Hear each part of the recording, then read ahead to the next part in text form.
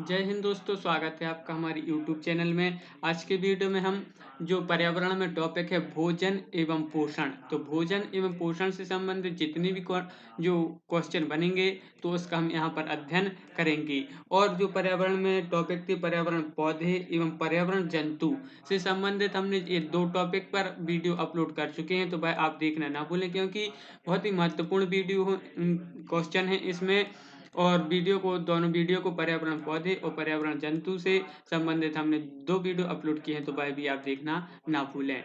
और जो तीसरा टॉपिक है वह है भोजन एवं पोषण। तो भोजन और पोषण से संबंधित जितने भी यहाँ पर क्वेश्चन बनेंगे तो उनका यहाँ पर अध्ययन करेंगे। तो आपको हमारे चैनल को सब्सक्राइब करना है और बेल आइकन को दबाना है ताकि जो भी वीडियो हम अपलोड करेंगे उसकी जो नोटिफिकेशन आपके यहाँ पहुँच जाएगी। और वीडियो को लाइक करना है और ज़्यादा से ज़्यादा वीडियो को शेयर करना है।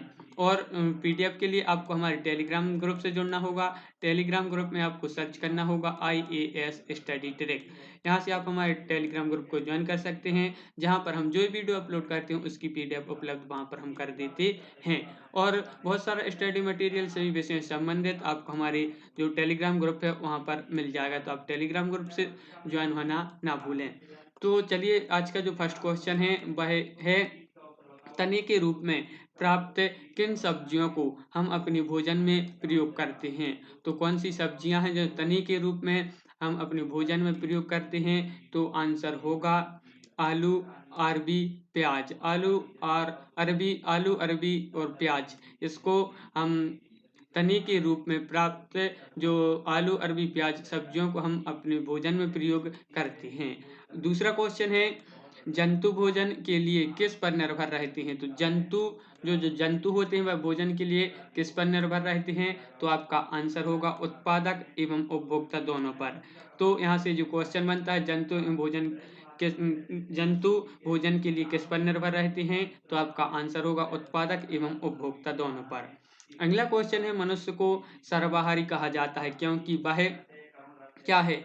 मनुष्य को सर्वाहारी क्यों कहा जाता है, तो वह पौधों और जीवन दोनों के उत्पादक को खाता है, तो इसलिए मनुष्य को क्या कहा जाता है, सर्वाहारी कहा जाता है। यहाँ से क्वेश्चन बनता है कि मनुष्य को सर्वाहारी क्यों कहा जाता है, तो आपका आंसर होगा वह पौधों और जीवों दोनों के उत्पादकों को खाता है।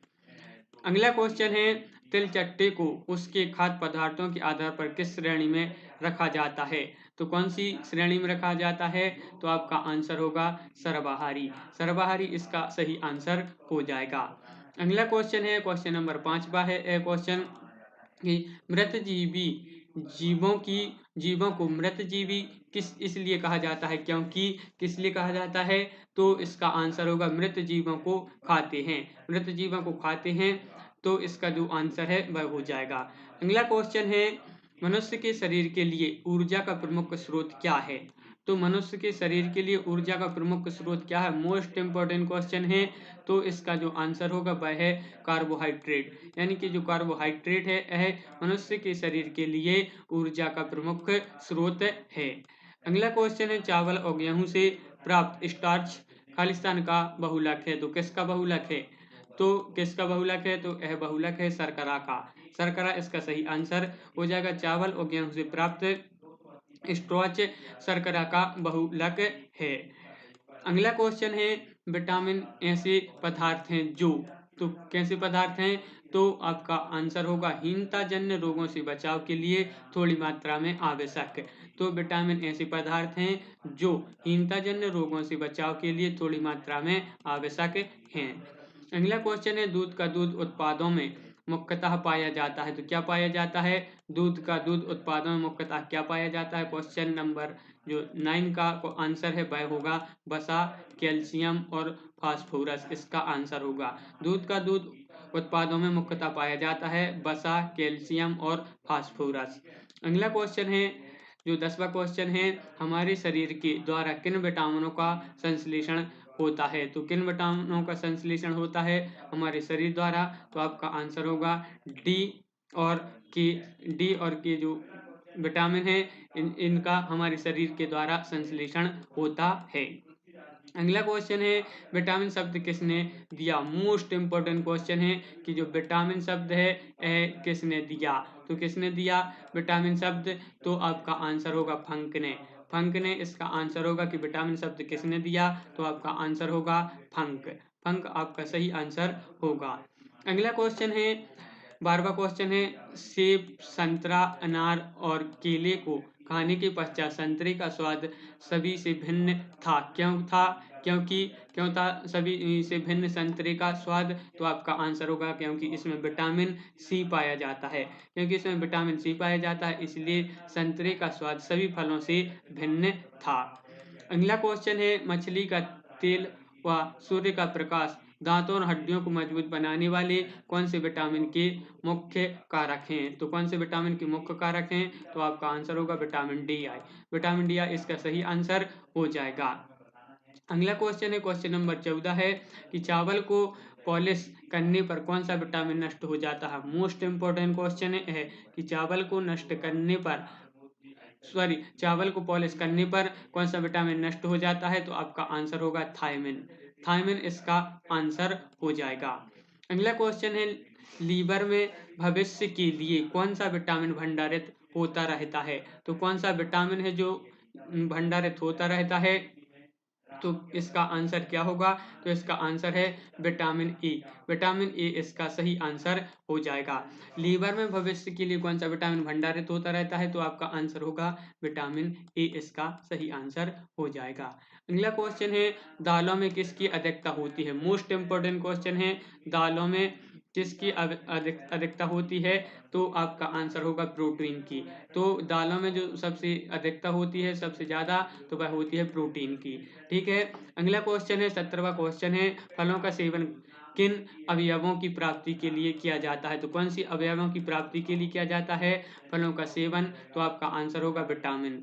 विटामिन अवयवों की प्राप्ति के लिए फलों का सेवन किया जाता है।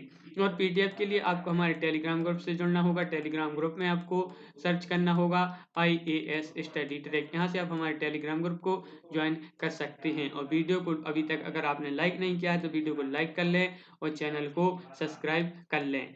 और अगला क्वेश्चन है संतुलित आहार में प्रोटीन युक्त पदार्थों का होना आवश्यक है। क्यों होना आवश्यक है प्रोटीन युक्त पदार्थों को होना आवश्यक है। क्यों आवश्यक है, क्योंकि यह शारीरिक अवयवों के निर्माण में सहायक हैं। क्योंकि यह शारीरिक अवयवों के निर्माण में सहायक हैं। अगला क्वेश्चन है क्वेश्चन नंबर 19वां कि निम्नलिखित में से कौन सा विटामिन का कार्य है। तो आपको विटामिन का कार्य बताना है। तो विटामिन का जो कार्य है वह है विटामिन शरीर में कार्बोहाइड्रेट, प्रोटीन, वसा का गठन करता है। यह है विटामिन का कार्य कि विटामिन का कौन कार्य क्या है, तो आपका आंसर होगा विटामिन शरीर में कार्बोहाइड्रेट, प्रोटीन, वसा का गठन करता है। अगला क्वेश्चन है क्वेश्चन नंबर 20वां, इसका आंसर होगा संतुलित क्वेश्चन है संतुलित आहार में प्रोटीन युक्त पदार्थों को खाना आवश्यक है। क्यों आवश्यक है, क्योंकि यह शरीर में स्फूर्ति बनाए रखते हैं। तो इसका आंसर क्या है, यह शरीर में स्फूर्ति बनाए रखते हैं। इसका आंसर होगा कि क्वेश्चन है संतुलित आहार में प्रोटीन युक्त पदार्थों को खाना आवश्यक है। क्योंकि यह शरीर में स्फूर्ति बनाए रखते हैं। अगला क्वेश्चन है मिड डे मील की जो शुरुआत कब हुई थी। तो कब हुई थी मिड डे मील की शुरुआत। मोस्ट इंपोर्टेंट क्वेश्चन है क्योंकि यह मिड डे मील की शुरुआत कब हुई थी, तो आपका आंसर होगा 1995 में। 1995 में मिड डे मील की शुरुआत हुई थी। अगला क्वेश्चन है भोजन पकाने की सर्वोत्तम विधि है। तो क्या है भोजन पकाने की सर्वोत्तम विधि, तो जो भोजन पकाने की सर्वोत्तम विधि है वह है भाप में पकाना। भोजन पकाने की सर्वोत्तम विधि है भाप में पकाना। अगला क्वेश्चन है क्वेश्चन नंबर 23 उबालने से भोजन सुपाच्य हो जाता है परंतु खालिस्तान नहीं रहता। तो क्या नहीं रहता, सुरक्षित नहीं रहता। इसलिए उबालने से भोजन सुपाच्य हो जाता है, सुपाच्य तो हो जाता है परंतु वह सुरक्षित नहीं रहता है। अगला क्वेश्चन है भोजन पकाने का एक ढंग भूनने का विकसित रूप है। तो इसका आंसर होगा सेंकना। क्या है, सेंकना। जो विकसित रूप है वह क्या है, सेंकना। अगला क्वेश्चन है शहद में है, तो शहद में क्या है? शहद में है तो क्या है शहद में? तो शहद में है शर्करा और इंजाइम, शर्करा और इंजाइम है किसमें? शहद में। अगला क्वेश्चन है 27, मोस्ट इंपोर्टेंट क्वेश्चन है, यह बिहार के निवासियों का मुख्य भोजन है। तो क्या है बिहार के निवासियों का मुख्य भोजन? तो इसका जो आंसर है वह है चावल। बिहार के निवासियों का मुख्य भोजन है जो वह है चावल। क्या है? चावल।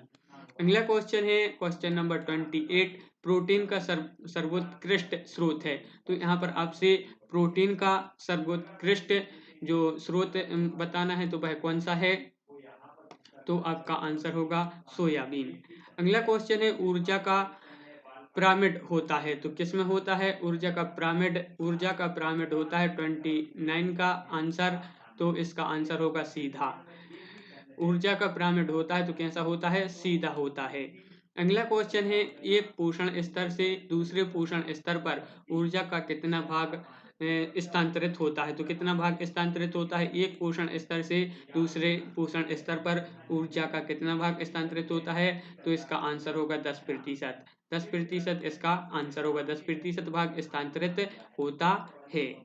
अगला क्वेश्चन है निम्न में से किस वर्ग में प्रोटीन की प्रचुरता है? क्वेश्चन नंबर 31 का आंसर आपको बताना है। 31 का आंसर क्या होगा? अगर बनता है तो आप जरूर बताएं कमेंट में कि निम्न में से किस वर्ग में प्रोटीन की प्रचुरता है। तो आपका आंसर होगा सोयाबीन, चना और मक्का। सोयाबीन, चना और मक्का में प्रोटीन की प्रचुरता है। अगला क्वेश्चन है भिंडी में पाया जाता है। मोस्ट इंपोर्टेंट क्वेश्चन है कि भिंडी में क्या पाया जाता है? भिंडी में पाया जाता है तो क्या पाया जाता है भिंडी में? तो इसमें पाया जाता है विटामिन ए, विटामिन सी और phosphorus. Vitamin A, vitamin C और फास्फोरस पाया जाता है किसमें? भिंडी में।